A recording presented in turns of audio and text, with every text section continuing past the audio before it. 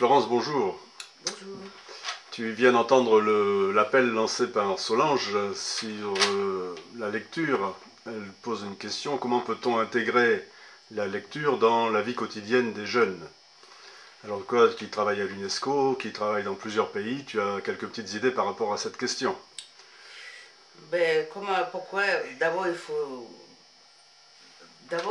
répondre à la question pourquoi la lecture. Alors il faut cultiver une culture de la lecture.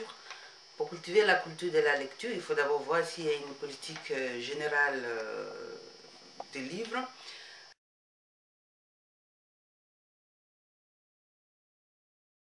Alors, s'il y a une politique des livres dans un pays comme le Cameroun par exemple, ça veut dire qu'il y a une stratégie pour la mise en œuvre de cette politique nationale des livres, alors, qui concerne le ministère de l'Éducation nationale et le ministère de la Culture et de la Communication et Information. Donc tu vois déjà, il y a 3 ministères concernés. Alors,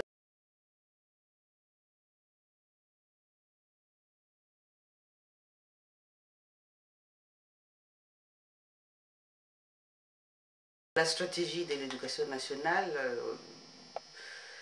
il faut revoir comment la mise en œuvre passe, quelle est la stratégie de l'éducation nationale.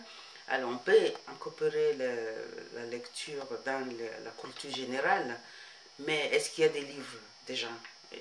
Est-ce qu'il y a d'abord des manuels scolaires? Est-ce qu'il y a des livres adaptés, les romans, que les élèves à toute classe et tout âge peuvent s'intéresser à lire? Alors, il faut voir dans la culture générale, est-ce qu'il y a la lecture des CP au lycée? S'il n'y en a pas, comment on fait pour l'introduire? Est-ce qu'il y a une stratégie de l'éducation nationale pour la lecture, pour cultiver la culture de la lecture? S'il y en a, il faut s'appuyer là-dessus. S'il n'y en a pas, il faut voir à quel niveau on peut dialoguer pour faire en sorte qu'il y ait cette stratégie. Alors tu étais dans un pays, à Djibouti, où il y avait cette politique, si j'ai bien compris. Tu peux nous expliquer un petit peu comment vous avez fait concrètement là-bas à Djibouti, avant de revenir au Cameroun? Bon, d'abord, il y a une politique générale de la lecture et puis il y a une stratégie de l'éducation nationale, comment intéresser les jeunes à la lecture. Alors, avec en coopération avec le Centre culturel français, on a utilisé la bibliothèque du Centre culturel français pour intéresser les jeunes. Alors donc, on a fait appel à des femmes, des épouses, des diplomates, tous les mamans qui s'intéressaient.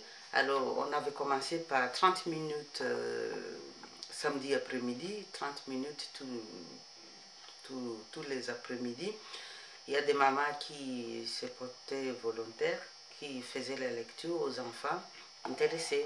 On avait commencé avec une dizaine d'enfants et on a fini par 3000 parce que chaque fois un enfant vient à la lecture, il y a une maman qui lit les contes, qui lit un livre intéressant.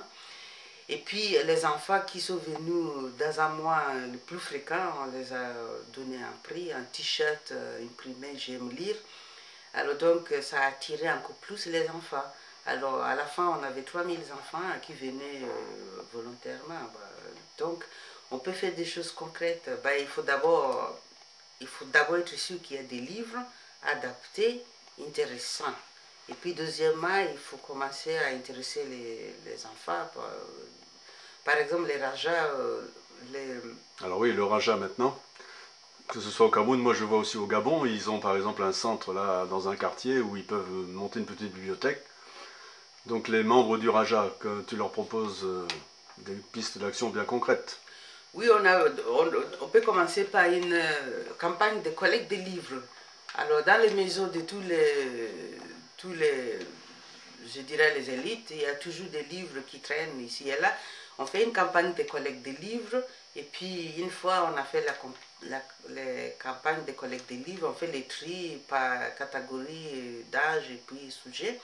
Et puis on regarde s'il y a des centres de documentation ou des bibliothèques en ville et puis on amène tous ces livres dans la bibliothèque. Et puis troisièmement, on se propose, par exemple, les membres des Rajas du Cameroun, de Gabon ou ailleurs, peuvent se dire, écoute, je donne mon temps, tous les samedis après-midi, de 14h à 15h, et puis tous les enfants intéressés sont invités à aller à la bibliothèque et puis liser avec les enfants un conte ou un livre intéressant, et il faut les initier à la lecture, parce que la lecture fait voyager, la lecture fait découvrir, et puis plein de choses. On ne peut pas apprendre à lire théoriquement, il faut qu'il y ait les livres et puis il y a les pratiques de la lecture.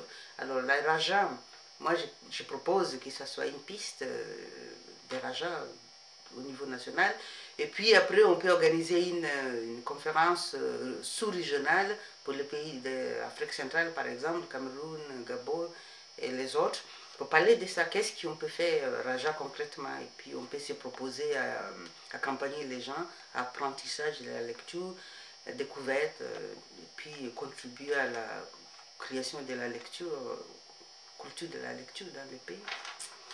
Eh bien, c'est très bien.